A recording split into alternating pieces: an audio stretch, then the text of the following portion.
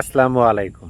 সম্মানিত দর্শক, নির্বাচন কমিশন এবং বর্তমান বাংলাদেশের অন্তর্বর্তী সরকারের নির্বাচন বিষয়ে প্রস্তুতি দেখা আমার কাছে এইটা ধীরে ধীরে স্পষ্ট হয়ে উঠতেছে যে তারা বোধহয় আওয়ামী লীগ বিহীন একটা নির্বাচন অনুষ্ঠিত করতে যাচ্ছে।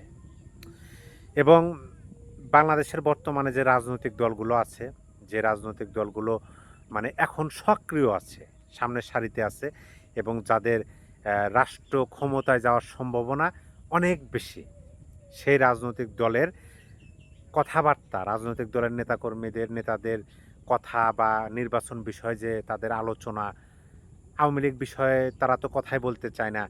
এই বিষয়গুলো দেখে আমার কাছে মনে হইতেছে যে আওয়ামী লীগ ছাড়াই একটা নির্বাচন বাংলাদেশে হতে যাচ্ছে। এবং এই নির্বাচনটা যদি হয় এরকমভাবে, মানে আওয়ামী লীগকে বাদ দিয়ে একটা নির্বাচন, তাহলে আওয়ামী লীগেরই লাভ। কীভাবে? দেখেন, একটু আমরা আলোচনা করব। আওয়ামী লীগ যে জনসমর্থন হারাইল, যেমন ধরেন 5ই আগস্ট। 5ই আগস্টে যখন যদি আওয়ামী লীগের প্রতি সাধারণ মানুষের সমর্থন থাকতো, তাহলে কিন্তু আওয়ামী লীগ ক্ষমতাচ্যুত হয় না। আওয়ামী লীগের বিরুদ্ধে সাধারণ মানুষ, মধ্যবিত্ত রাজনৈতিক দল, এমনকি আওয়ামী লীগের মধ্যে মানে আওয়ামী লীগ করে সেরকম ব্যক্তিও আন্দোলনে নামছিলেন। তার মানে কি, আওয়ামী লীগের প্রতি একটা ক্ষোভ জন্ম নিয়েছিল মানুষের। তাহলে এই ক্ষোভটা কখন থেকে জন্ম নিল? জন্ম নিল হচ্ছে আপনার, যেমন ধরেন 2008 সালে, যেমন ধরেন 3 উদ্দিনের শাসনামল বাংলাদেশে, যেটাকে 111 বলা হয়, মঈনুদ্দিন, রিয়াজউদ্দিন আর ফখরুদ্দিনের যে আমলটা, সেই আমল 3 উদ্দিনের আমলে আমরা দেখতে পাইছি যে আওয়ামী লীগের ব্যাপক জনপ্রিয়তা ছিল, ব্যাপক জনসমর্থন ছিল। এবং সেই সমর্থন নিয়ে 2008 সালের যে নির্বাচনটা হলো, সেই নির্বাচনে আওয়ামী লীগ সংখ্যাগরিষ্ঠভাবে সংসদ গঠন করলো, মানে সর্বোচ্চ আসন আওয়ামী লীগের ইতিহাসে, মানে স্বাধীন বাংলাদেশে আওয়ামী লীগের ইতিহাসে এত আসন, এত ভোট আওয়ামী লীগ পাইছিল না, যেটা 2008 সালে পাইছে।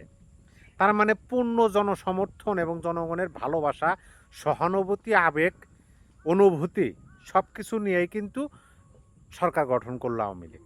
তারপরে আওয়ামী লীগ করলো কি, 2011 সালে সংবিধান থেকে আপনার তত্ত্বাবধায়ক সরকার বাদ দিল, দিয়ে 2014 সালের যে নির্বাচনটা করলো, সেই নির্বাচনটা আওয়ামী লীগের সুনাম বলেন বা আওয়ামী লীগের জন্য বুমেরাং হয়ে উঠল।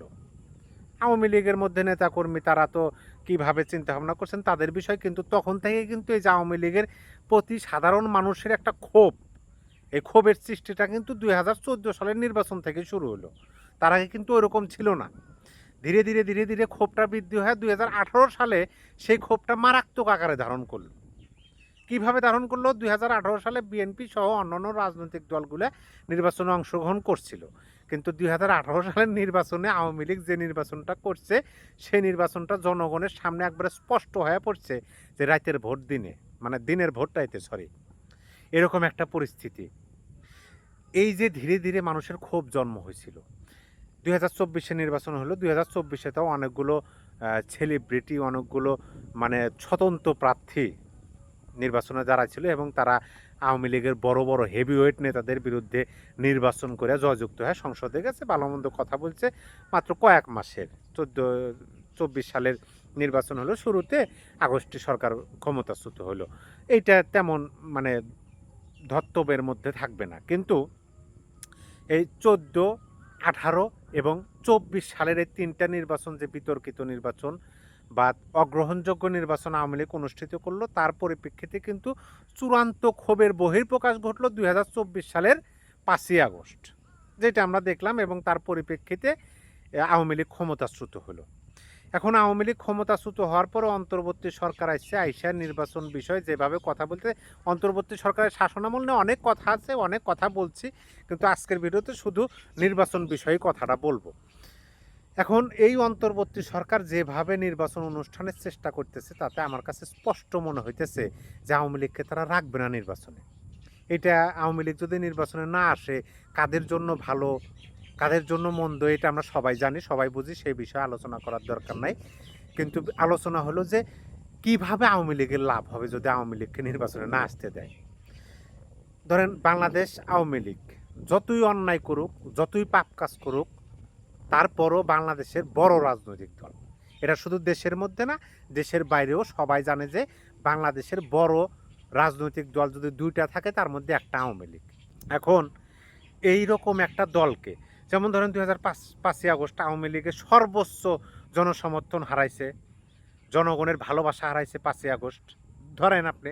তারপরে 5 আগস্টের পরে যে এখন 10-12 মাসে দেখেন আওয়ামী লীগের জনসমর্থন কোথায় গিয়ে দাঁড়াইছে, অল্প কিছু দিনে।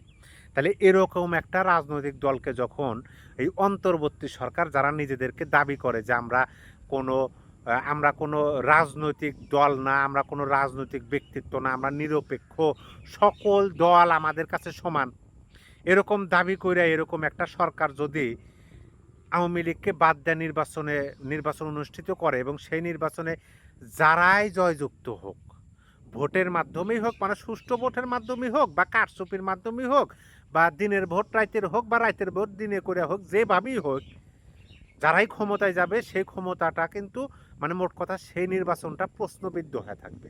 আর এটা বাংলাদেশে একটা বিষয় ঘটছে, যে বিষয়টা আমাদের মনের মতো না, আমাদের পছন্দ হয় নাই, কিন্তু ঘটছে। যেমন ধরেন 2014 নির্বাচন আমাদের পছন্দ হয় নাই, 18 নির্বাচন আমাদের পছন্দ হয় নাই, কিন্তু ঘটছে ঘটনা, নির্বাচন হয়েছে। এখন সেরকম একটা নির্বাচন হলো, কিন্তু জনগণের পছন্দ হলো না। জনগণ কিভাবে ভোট দেবে? কারণ যখন আওয়ামী লীগ নির্বাচনে আসবে তখনই তো জনগণ গিয়া ভোট দিতে স্বাচ্ছন্দ্য বোধ করবে এবং জনগণের মনের মধ্যে আগ্রহ সৃষ্টি হবে, দেখি কে ওঠে। আওয়ামী লীগ বলবো যে আমরা উঠবো, বিএনপি বলবো আমরা উঠবো, অন্যান্য দল বলবো যে আমরাও আছি, তাইলে তো জনগণের মধ্যে আকর্ষণ সৃষ্টি হবে। এখন আওয়ামী লীগ যখন থাকবে না, একটা নির্বাচন হবে, সেই নির্বাচন সুষ্ঠু হোক আর যাই হোক, জনমানুষের মনের মধ্যে একটা ক্ষোভ সৃষ্টি হবে যে একতরফে একটা নির্বাচন হলো। তখন ওই যে আওয়ামী লীগের 14 নির্বাচন, 18 নির্বাচন, 24 নির্বাচন, সেইটা আমরা এই যে আমাদের আমাদের ষড়ঋতু, বছরে 6টা ঋতু আসে এবং 6টা ঋতুই আমাদের, প্রতিটা ঋতুতে আমাদের মন বদলাতে থাকে, আমাদের চিন্তা ভাবনা বদলাতে থাকে। ঠিক তেমনই এক একটা নির্বাচন আসে, অতীতের নির্বাচনের চেয়ে যদি সামনে মানে বর্তমান নির্বাচন প্রশ্নবিদ্ধ বেশি হয় এবং সেই নির্বাচনের প্রতি যদি জনগণের মানে সন্দেহ বেশি থাকে, তাহলে অতীতে যত বড় অন্যায় নির্বাচনই হোক না কেন, সেই নির্বাচনের কথা মানুষ মনে রাখে না আর মনে রাখবে না। এটাই তো বাস্তবতা। সেজন্য আমি বললাম যে আওয়ামী লীগ বিহীন একটা নির্বাচন হলে আওয়ামী লীগেরই লাভ। আশা করি বুঝতে পারছেন, অবশ্যই বুঝতে পারছেন। আমি সংক্ষেপে আবার বলি, বর্তমান অন্তর্বর্তী সরকার নিজেদেরকে যতই অরাজনৈতিক সরকার হিসেবে দাবি করুক না কেন, আওয়ামী লীগ ছাড়া যদি এই সরকার নির্বাচন অনুষ্ঠিত করে, সেই নির্বাচনে শতভাগ ভোটার, অর্থাৎ বাংলাদেশের যে ভোটারবৃন্দ আছেন সেই ভোটাররা সবাই ভোট দিতে যাবে না, এটা বাস্তব কথা। আওয়ামী লীগের সমর্থন বা আওয়ামী লীগকে ভোট দেবে এরকম ব্যক্তি তো ভোট কেন্দ্রে যাবেই নাই, এমনকি যারা নিরপেক্ষ অংশগ্রহণমূলক নির্বাচন চায় আনন্দের সাথে, যারা চায় যে আমি যাকে ভোট দেব সেই নির্বাচিত হোক, এরকম ব্যক্তিরাও অনেকেই ভোট দিতে যাবে না, কারণ বড় একটা রাজনৈতিক দল নাই। তাইলে সেই নির্বাচনটা দেশের মধ্যেও যেরকম গ্রহণযোগ্যতা পাবে না, দেশের বাইরেও পাবে না। আর এইটার পরিপ্রেক্ষিতে আওয়ামী লীগের অতীতের যে নির্বাচনগুলো, সেই নির্বাচনগুলো এই নির্বাচন দ্বারা ঢাকা পড়ে যাবে এবং আওয়ামী লীগ ওই কলঙ্কমুক্ত হওয়ার সম্ভাবনা থাকে এবং কলঙ্কমুক্ত হবে, আওয়ামী লীগ আবার ফ্রন্ট পেজে চলে আসবে, জনগণ নিয়ে আসবে, এটাই বাস্তবতা। সেজন্য আমি বললাম যে আওয়ামী লীগ বিহীন নির্বাচন বা আওয়ামী লীগকে বাদ দিয়ে যদি নির্বাচন করা হয়, সেই নির্বাচন আওয়ামী লীগেরই লাভ হবে। আশা করি বুঝতে পারছেন। আপনার মূল্যবান মতামত অবশ্যই কমেন্ট বক্সে জানিয়ে দিবেন। সবাই ভালো থাকবেন। আল্লাহ হাফেজ।